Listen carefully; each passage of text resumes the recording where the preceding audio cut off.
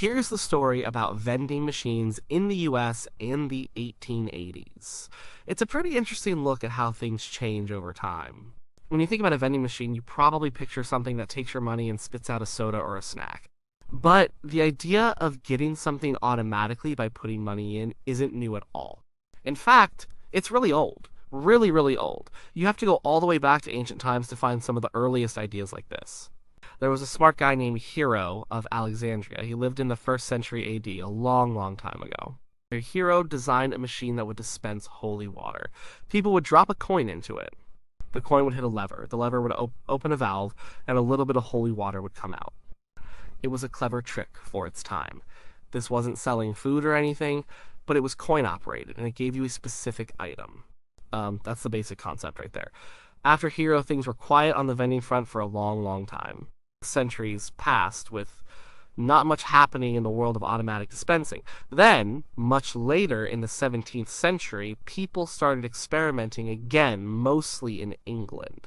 These weren't big, fancy machines. They were usually small, simple boxes. You put a coin in, and it would give you a bit of tobacco or snuff.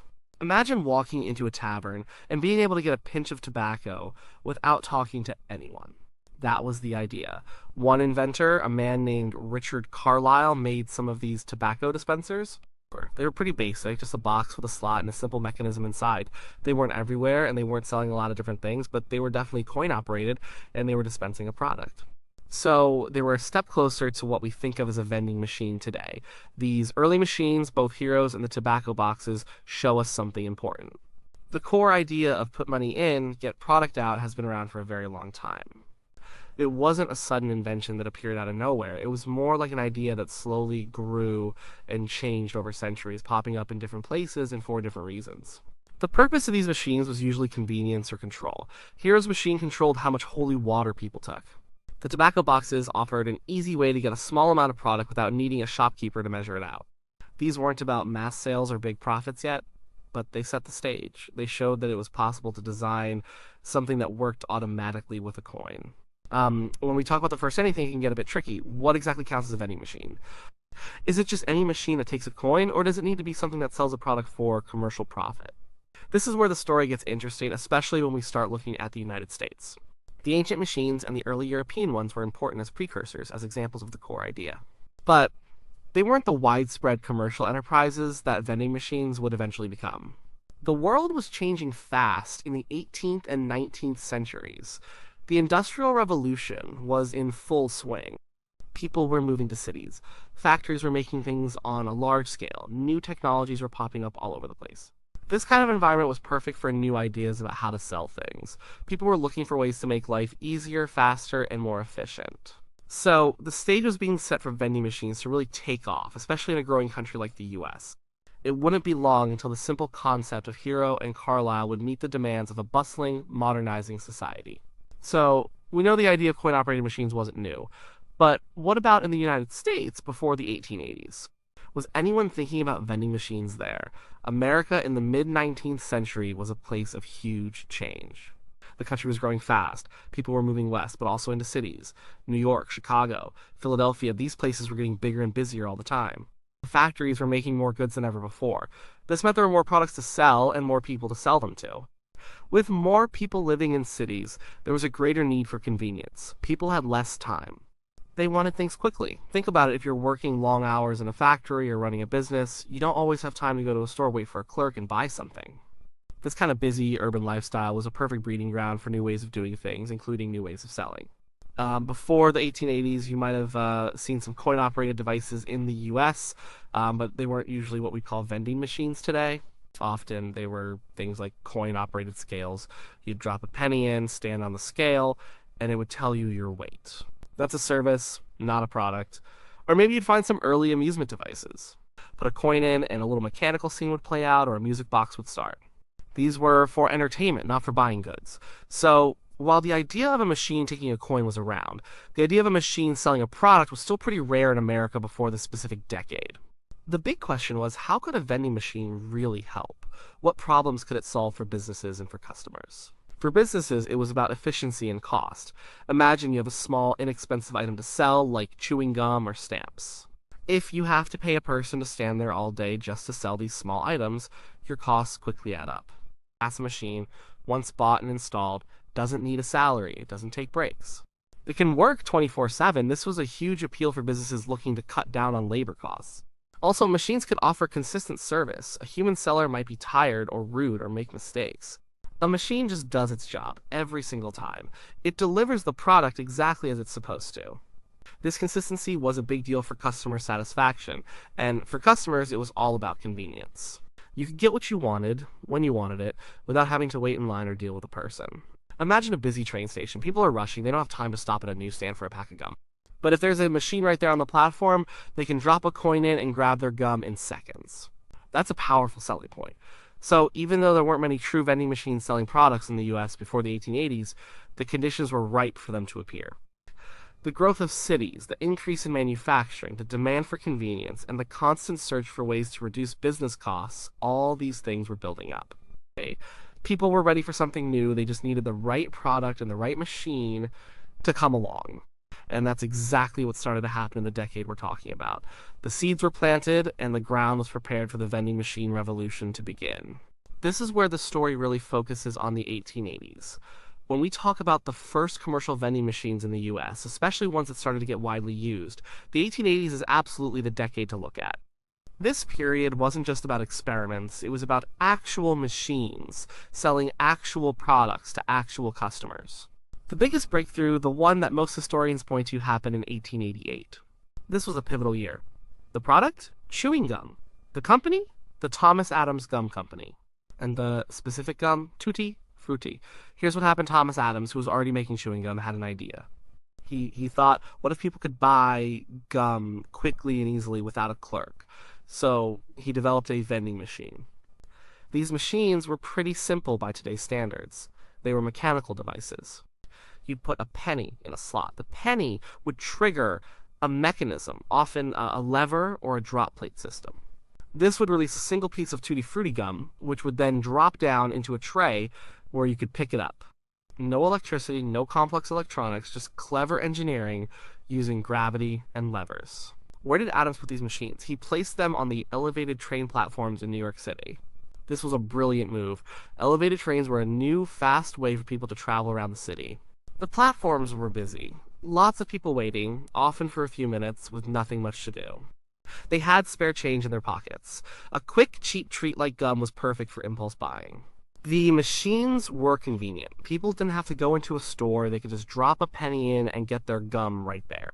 The Tutti Frutti gum machines were a big success. They were one of the first truly successful, widely deployed commercial vending machines in the United States. This wasn't just a prototype in a lab, it was a business model that worked. It showed that vending machines could actually make money and serve a real purpose for consumers. Why was this so important? Well, for one, it proved the concept. It showed other businesses that this vending machine idea wasn't just a gimmick. It was a legitimate way to sell goods. Second, it opened people's eyes to the possibilities. If gum could be sold this way, what else could? It started a ripple effect. Of course, Adams wasn't the only one thinking about this. The 1880s saw a lot of inventors trying their hand at coin-operated devices. Many patents were filed during this time for various types of machines designed to dispense different items. Some of these were for more complex products, some for simpler ones. But the Adams gum machine stood out because it was widely implemented and commercially successful right away. It wasn't just a good idea, it was a good business. The success of the Adams machines wasn't just about the technology. It was also about the product itself. Chewing gum was a relatively new and popular item. It was small, cheap, and easily packaged. It didn't spoil quickly. These were all ideal characteristics for an item to be sold from a simple vending machine. If you tried to sell something complicated or perishable, it would have been much harder for these early machines to work. So, to answer the question directly, yes, the 1880s was indeed the decade when the first commercially successful and widely recognized vending machines truly took hold in the United States. The Adams Tutti Frutti gum machine in 1888 is the best example of this. It wasn't the first ever coin-operated device, but it was the first major step for product vending in the US. It kicked off a whole new way of doing business and laid the groundwork for the vending machine industry we know today. The success of those gum machines in the 1880s was like opening a door. Once people saw that vending could work, other businesses and inventors started to jump on the idea. The period right after the 1880s, heading into the early 1900s, was all about expansion and trying new things with vending. Once the Adams gum machines proved successful, other companies followed suit. They realized that if gum could be sold automatically, other small, inexpensive items could too. So you started to see machines popping up that sold all sorts of things. One popular item was postcards. People loved sending postcards to friends and family, especially when they were traveling. A vending machine made it easy to get a postcard without going into a store. Same with stamps. It was convenient to grab a stamp quickly, especially if the post office was closed or you were in a hurry. Matches were another common item. Before disposable lighters, matches were a necessity for many people, especially smokers. A small machine dispensing a box of matches for a penny or two was a very practical idea.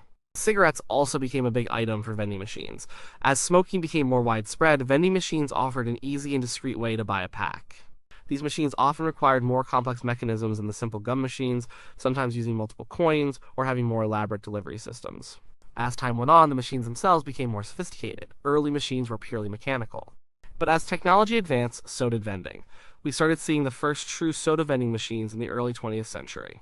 These were a bigger challenge because they needed to dispense a liquid, often chilled. This required more complex internal workings, including refrigeration and mechanisms to handle cups and pour the drink. This was a huge leap from a simple piece of gum dropping out of a slot. The growth of vending wasn't just about new products. It was also about the growth of companies specializing in vending. Companies started forming that didn't just make the machines, but also operated them, maintained them, and stocked them. They would make deals with businesses to place machines in their locations. This created a whole new industry dedicated to vending. So think about the impact this had. It changed how people bought things. It made certain products available in more places and at more times. It was a step towards the grab-and-go culture that we're so familiar with today. It reduced the need for human interaction for simple transactions, which could be a good thing for busy people. The 1880s really laid the groundwork. The success of those early gum machines showed everyone what was possible. It created a blueprint. Other inventors and businesses could look at that success and say, okay, how can we do something similar, but with a different product or a better machine? This period of expansion and diversification showed that vending wasn't a fleeting fad. It was a powerful new retail channel. It was a way to reach customers in new locations and at different times than traditional stores. The lessons learned from the simple gum machines in the 1880s helped guide the development of much more advanced and diverse vending options in the decades that followed. It showed that convenience was a strong motivator for consumers, and that automation could be a very efficient way for businesses to sell their goods. The future of retail was starting to look a lot more automatic. So, was the first vending machine in the US invented in the 1880s? After looking at everything, the answer is nuanced. It depends on what you mean by first. If you mean the absolute first coin-operated device in the US, then maybe not exactly the 1880s. As we talked about, there were coin-operated scales and amusement devices around before then. People could drop a coin in to get their weight or watch a little mechanical show. But these weren't vending machines in the way we usually think of them today. They weren't dispensing a product you could buy and take home or consume. They offered a service or entertainment, but if you mean the first commercial vending machine in the US, one that sold a product for profit and was widely deployed, then yes, the 1880s is absolutely the decade. Specifically 1888 with the Thomas Adams Gum Company's Tutti-Frutti gum machines on the New York elevated train platforms. This distinction is really important. The ancient holy water dispenser was coin-operated, but not commercial. The 17th century tobacco boxes were product dispensing and for sale, but not widespread or in the US. The pre-1880s US coin-ops were often services or entertainment, not product sales. The 1880s, particularly 1888, marks the beginning of commercial product vending as a viable business model in the United States. It was the moment when a company successfully figured out how to use a machine to sell a mass-produced item directly to consumers in public spaces, making a profit and demonstrating a new way of retail. This wasn't just an inventor's idea, it was a business solution that worked. The Adams gum machines were simple. They just took a penny and gave you a piece of gum, but their simplicity was their strength. They were reliable, they sold a popular, inexpensive item that didn't spoil, they were placed in high-traffic areas where people were looking for quick convenience. This combination made them a resounding success. This success then inspired others. It showed that there was a market for automated sales. It paved the way for all the other vending machines that followed for postcards, stamps, matches, and eventually the more complex machines for drinks and snacks that we see everywhere today. So, when people talk about the first vending machine in the US, they are usually referring to these gum machines of the late 1880s. They were the pioneers of the industry in America. They didn't invent the concept of a coin operated machine, but they did invent the commercial model for product vending in the US. They were the ones that truly brought automated sales into the mainstream. In conclusion, it's fair to say that the 1880s was indeed the decade when the first commercially successful and widespread vending machines, those that sold products, truly emerged in the United States. The invention and deployment of these machines, like the Tutti-Frutti gum dispenser, were a significant moment. They weren't just a curiosity, they were the beginning of a whole new way of buying and selling things, a way that continues to evolve even now. It really shows how a simple idea applied at the right time and in the right place can kick off a huge industry and change how we live our daily lives.